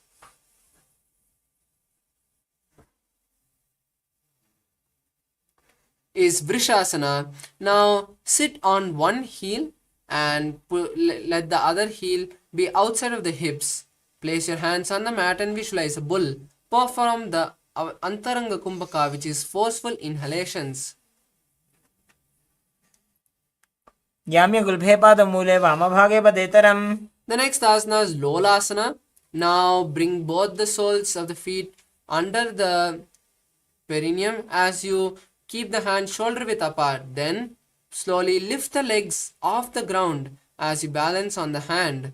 Visualize Swamiji in your inner space. लोलासनं सदा कुर्यात् वायुलोलापघातनात्. Next asana is Vrishasana on the opposite side. Now sit on the opposite heel and let the other heel be outside of the hip. Place your hands on the mat and visualize a bull. याम्य गुल्भे पादमूले वामभागे पदेतरम्. Next asana is Balagunasana. Now sit on one heel with the toe pointing with the toes on the floor and place the opposite leg flat on the ground with the knee to the chest. Place your hands on respective knee and visualize Balaguna, one of the 84 Siddhas. आसन को गुण जल विकार जाई. The next asana is Grahasana. Now stand up and lean down as you insert the hand under the thighs and calves. Hold on to respective ankles and visualize the entire planet Earth. पादतले भूमौ संस्थाप्य जानुमध्ये कुर्परो स्थाप्य. The next is Balagunasana on the opposite side. Now sit on the opposite heel with the toes tucked. Keep the other foot flat with the knee to the chest. Visualize Balaguna, one of the 84 Siddhas. आसन को गुण जल विकार जाई. Next is Utkatasana. Now come to a squatting position and sit on both the heels. Place the palms on the knees. Balance here as you visualize Swamiji. युजास्पिजोस्त्रियत ऊर्वजानु यत्रासने बादतलद्वयो परि. Next is Vajrasangarasana 2. Now bring the soles of the feet together and sit on the heels. Lift the knees off the ground and hold the hands behind the back. Visualize Swamiji in your inner space. प्रथम पना पाणी होए जैसे दो वो एड़ी गुदानी वैसे. The next is Anilasana. Now come to a squatting position with the feet apart. Place the feet on the palms with the palms facing down.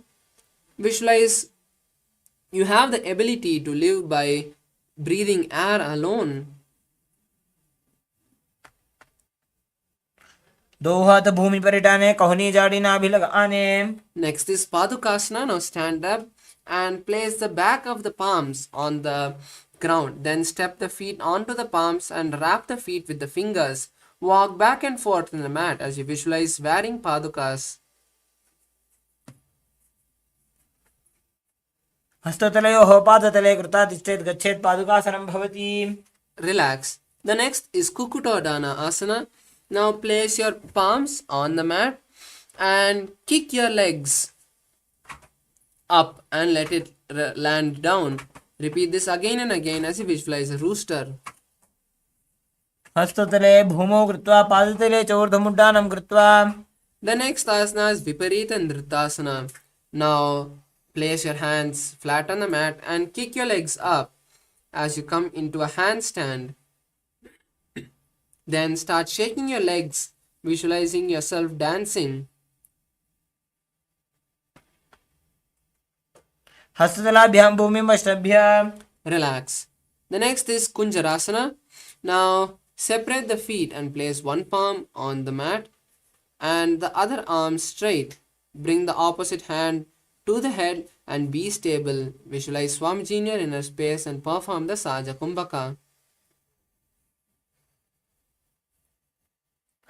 अथ वक्षे महादेव कुञ्जरासनम् उत्तमं करेण हिगेन पादाभ्यां भूमौ तिष्ठेत् शिरःकरः. The next asana is Kunjarasana on the opposite side. Now switch the position of the hands as you continue to visualize Swamiji in your inner space. अथ वक्षे महादेव कुञ्जरासनम् उत्तमम्. The next asana is Kadambasana. Now come to a squatting position and hold the respective ankles. Visualize a tree and lift the heels off the ground. पार्श्वेभ्यां भूमिम् अष्टभ्य. The next asana is Pavanamuktasana. Now sit on the ground and bring the thighs to the chest. Hold the opposite knees and squeeze your body as you visualize the excess vata being balanced within your system.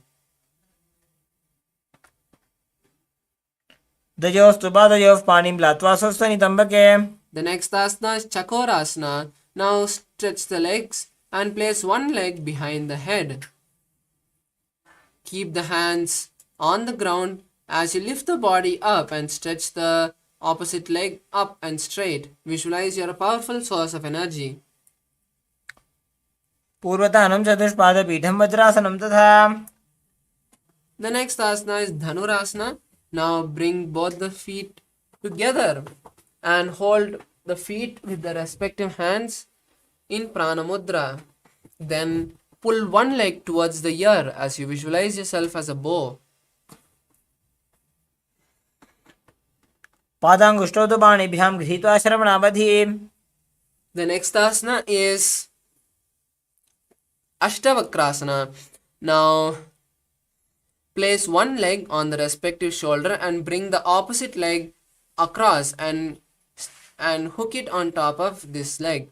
Now lean forward as you stretch the legs to the side. Visualize a flying crane in your inner space. पूर्वतां चतुष्पादपीठं वज्रासनं तथा. The next asana is Pranasana. Now place one leg on the opposite thigh and bring one leg on the respective shoulder. Place the hand of the leg which is on the opposite thigh on the thigh and visualize you're having the ability to live by breathing prana alone.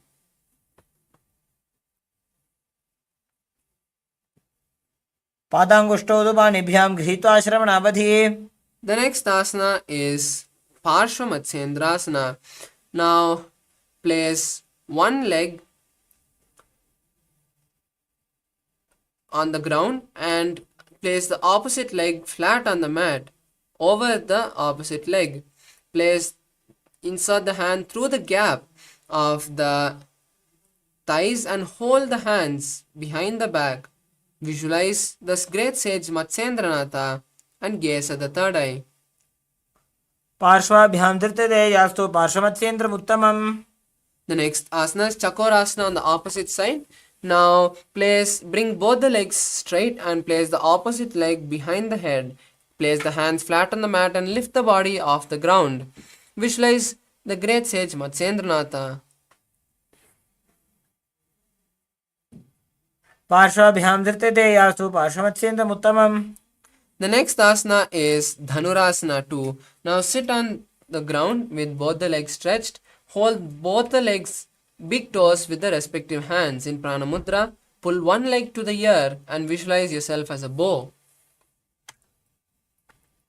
पादाङ्गुष्ठौ तु पाणिभ्यां गृहीत्वा श्रवणावधि. The next asana is Ashtavakrasana. Now place one leg over top the respective shoulder and bring the opposite leg across and hook it on top of this foot. Lean forward and down as you extend the legs out to the side and lift the head and chest off the ground. Visualize a flying crane. वासिष्ठमथकौण्डिन्यमूर्धकुक्कुटमेव च. The next asana is Pranasana. Now place the right foot on the left thigh and bring the left foot flat on the ground. Have the left shoulder underneath the raised left leg and place the hands on the ground. Visualize your immortal. Gaze of the third eye. एतत् प्रभेदं वक्ष्यामि करोति यस्य चामरः. The next asana is Parshamatsendrasana.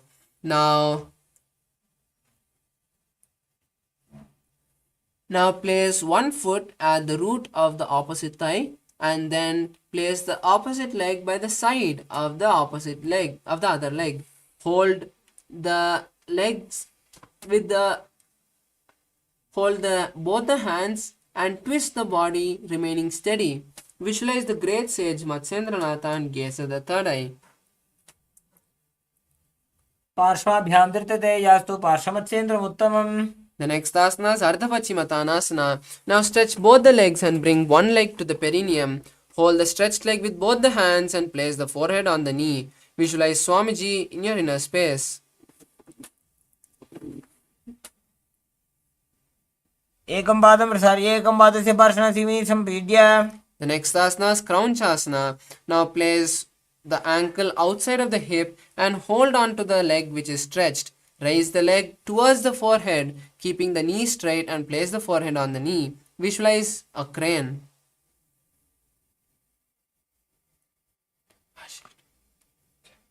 वासिष्ठमथकौण्डिन्यमूर्धकुक्कुटमेव च.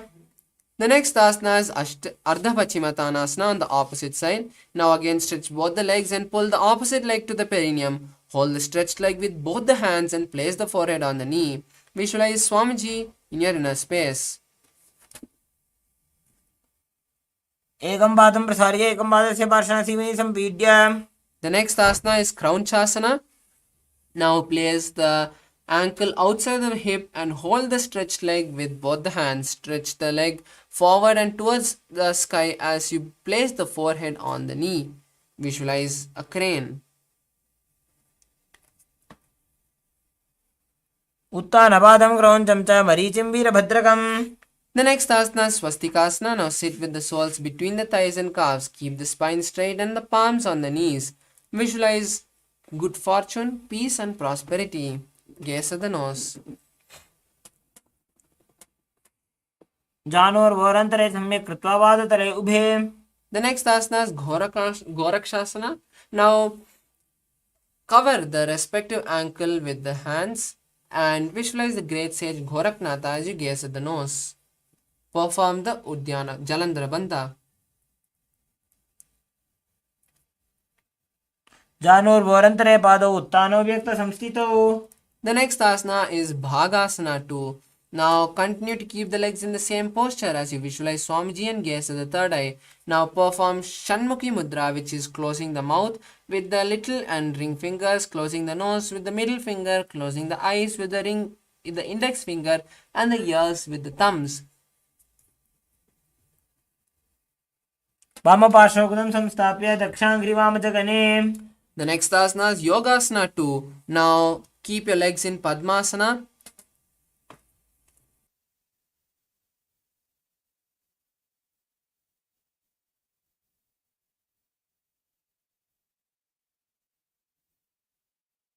The next asana is Yogasana. Now place the feet on top of the opposite thighs in Padmasana. Place the back of the palms by the side on the mat.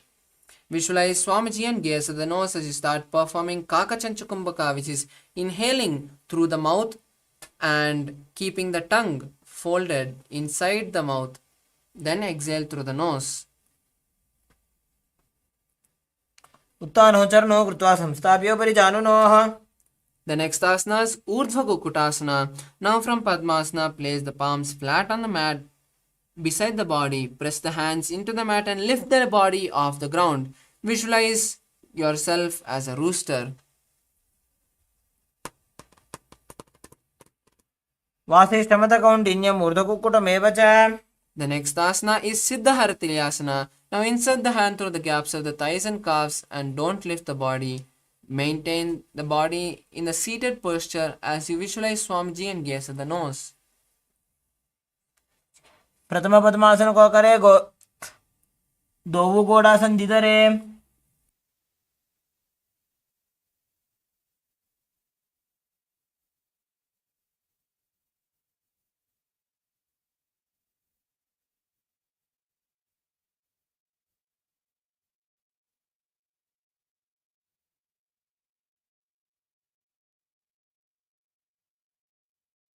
Next asana is Hamsasana. Now lift the body off the ground with the hands inside between the thighs and calves and visualize a beautiful swan. Gaze at the nose. Kukkutasana स्थित्वा स्कन्दपर्यन्तं ऊरूनि नीत्वा. The next asana is Karmukasana. Now keeping your hands inside the gap of the thighs and calves, lift your body forward, placing the forehead on the ground and stretch the hands backwards, interlacing it behind the back. Visualize you are the bow of Lord Shiva.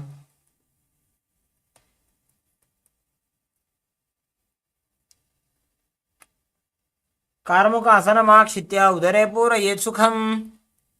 The next asana is Kurmasana 2. Now insert the hand through the gaps of the thighs and calves. Hold the respective shoulder and balance as you visualize a tortoise. By जंग परितशपावा दाई जंग परिबाई ल्यावा. The next asana is Granthi Bedasana. Continue to maintain the same posture as you tuck your chin to the chest in Jalandhara Bandha. Visualize Paramashivam and gaze at the nose. अथ पक्षे नीलकण्ठग्रन्थिभेदासनं शुभम्. The next asana is Uttana Kurmasana. Now slowly maintaining the body in the same posture, roll onto the back. Visualize a tortoise and gaze at the nose. कुक्कुटासनबन्धस्थं कराभ्यान्तृतकन्धरम्. The next asana is Panga Kukkutasana. Now come back up and insert both the hands through the gaps of the thighs and calves. Now lift your body off the ground on one hand as you hold the hand which is lifting the body with the other hand. Visualize a rooster. कुक्कुटासनं स्थित्वा एकेन हस्तेन अन्यस्य मणिबन्धं धृत्वा. The next asana is Pangu Kukkutasana on the opposite hand. Now lift the body off the ground on the other hand as you hold the hand lifting the body with the opposite hand. Visualize a rooster. कुक्कुटासनं स्थित्वा स्कन्दपर्यन्तं ऊरूनि नीत्वा. The next asana is Gridhrasana. Now rest your elbows on the soles and rest your chin on the interlaced knuckles. Visualize you have gone beyond greed. जानोर्वोरन्तरे पादौ उत्तानो व्यक्तसंस्थितौ. The next asana is Padmasana 3. Now stack the palms and place them in front of the navel as you perform the Mahamudra Bandha and visualize Swamiji.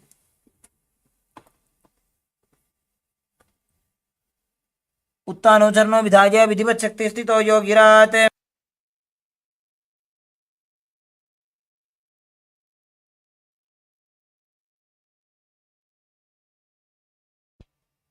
The next asana is Padmasana 4. Now place the palms on top of the respective knees and sit straight. Visualize Paramashivam and gaze at the nose. एतत् पद्मासनं कुर्यात् प्राणवायुप्रसिद्धये. Next asana is Karmakasana 2. Now from Padmasana, place the right hand, the left hand on the left leg, left knee, and hold the left toes with the right hand. Rotate the left toe and then place the right hand on the right knee. Then hold the right leg toe with the left hand and rotate it. Visualize Paramashiva, that you are Paramashiva's bow. अथान्यासनमावक्षे योगपूरकरक्षणात्. The next asana is Karmakasana 3. Now cross the hands behind the back and hold on to the respective leg.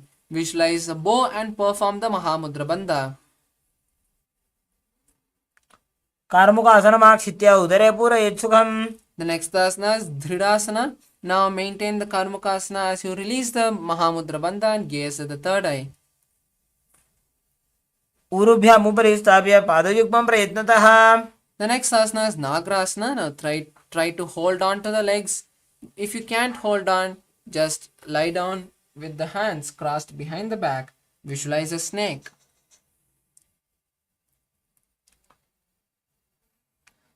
प्रथमपद्मासनकोठाने दो हाथ पाछाने आने. Next asana is Khandukasana. Now release the Padmasana and place your thighs on the chest. Wrap your legs and visualize a ball.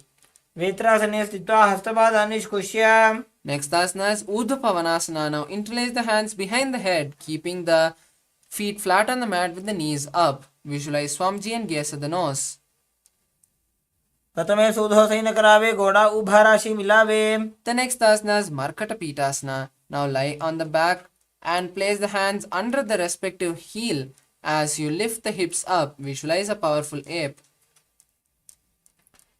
उत्तानशयनपादतले उत्तानहस्तयोः स्थापयेत्. The next asana is Uttana Shikipitakasana. Now lie on the back and raise the hips up. Support the hip with your hands placed at the waist. Keep the elbows on the ground to bear the weight of the body.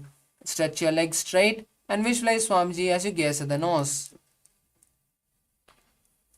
जङ्घोरुबलहीनश्चेत् उत्तानशिखिपीठकम्. The next asana is Narakasana. Now kick the legs up, straightening them towards the sky. Keep the hands at the lower back for support if needed, or else stretch them down flat on the mat. Visualize traveling blissfully through hell. ग्रीवाकण्ठेन भूमिं विष्टम्भ. The next asana is Tiryanavakasana. Now place your hands on the hips and slowly angle the legs forward. Visualize a boat. नौकावत् स्थित्वात् ऊर्ध्वं पादाग्रद्वयं नजेत्. The next asana is Dvajasana. Now place the hands back on the ground if you can and visualize the Kailasa flag. तिर्यन्नौकावत् ग्रीवापृष्ठकोर्परैः भूमिं वष्टभ्य. The last asana is Mritasana. Now lie on the back completely relaxed. Avoid all the micro movements as you completely unclutch from your body. Place the hands by your side and intensely visualize Swamiji in your inner space.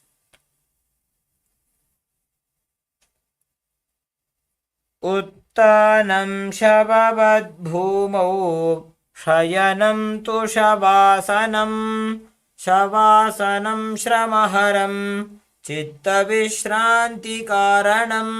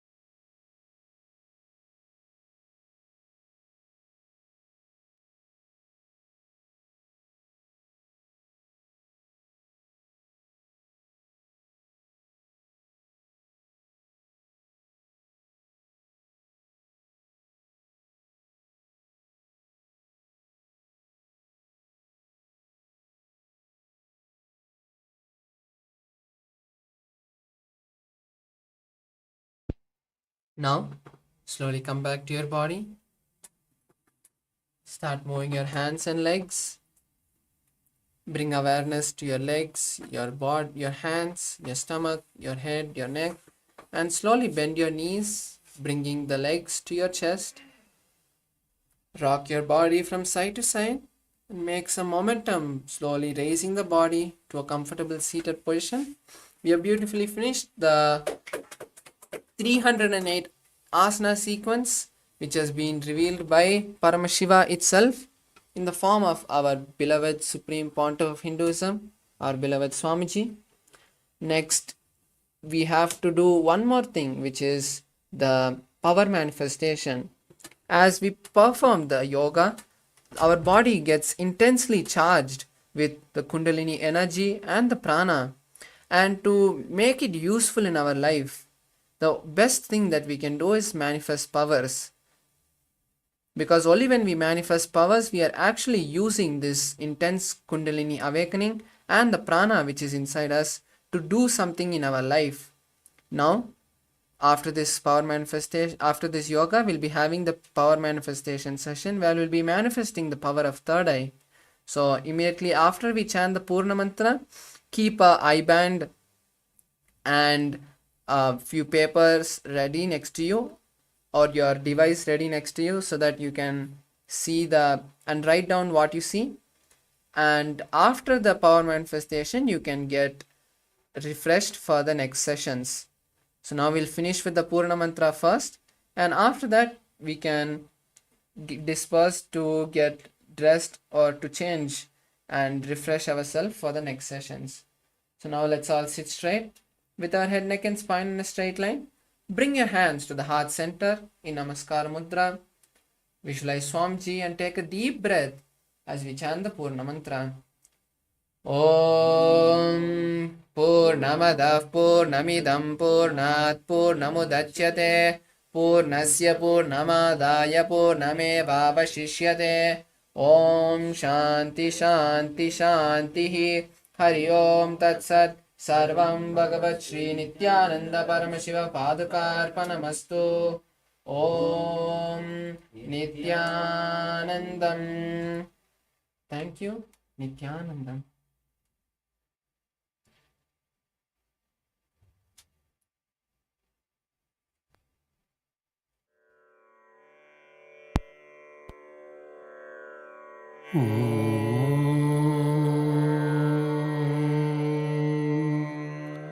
गं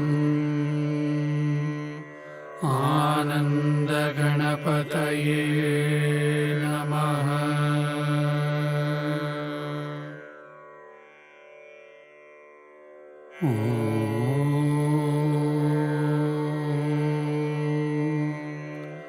गं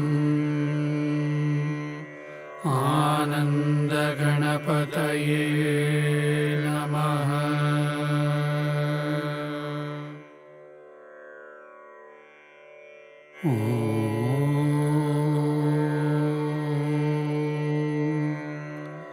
गं आनन्दगणपतये नमः।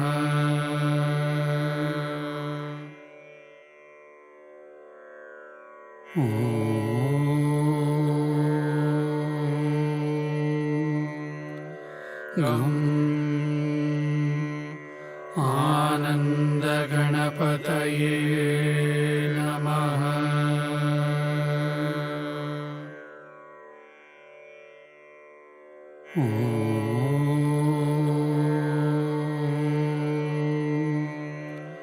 गं आनन्दगणपतये नमः।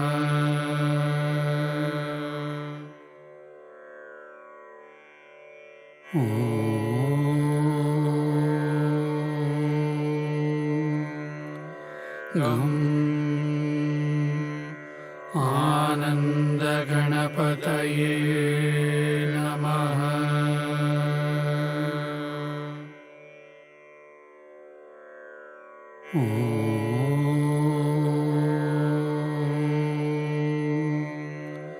गं आनन्दगणपतये नमः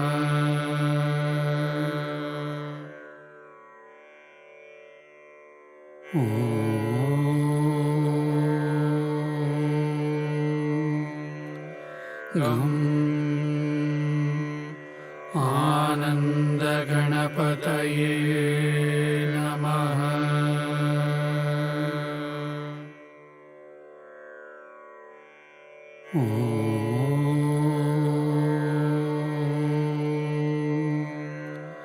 गं आनन्दगणपतये नमः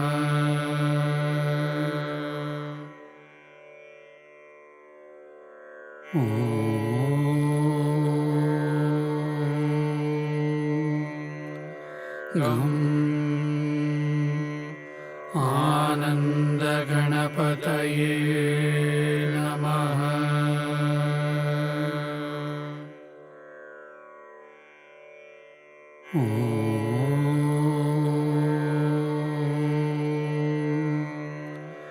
गं आनन्दगणपतये नमः गं आनन्दगणपतये नमः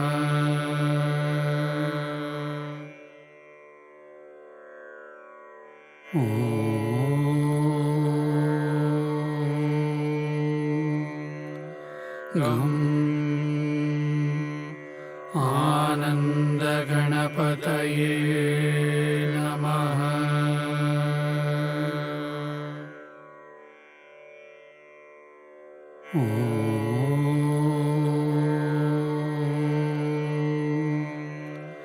गं आनन्दगणपतये नमः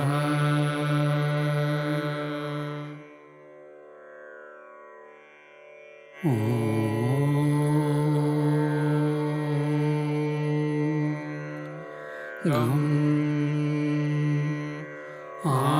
आनन्दगणपतये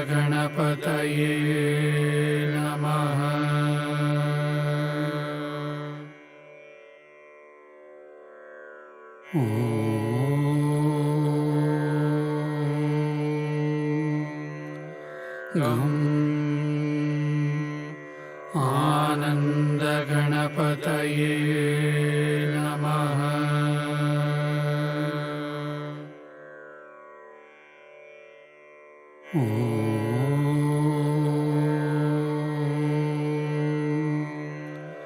गं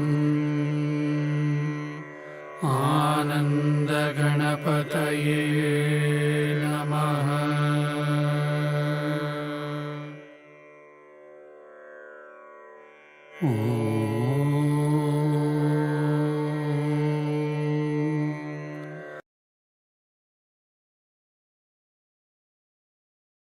गं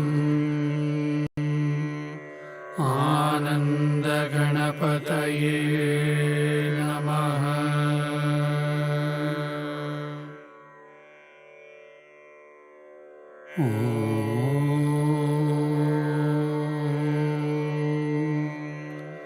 गं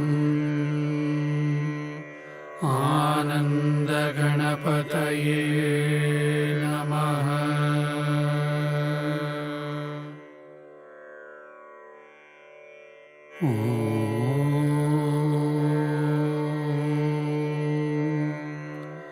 गं आनन्दगणपतये नमः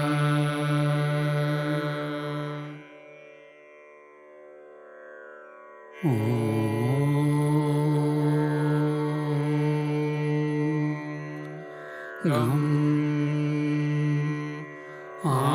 आनन्दगणपतये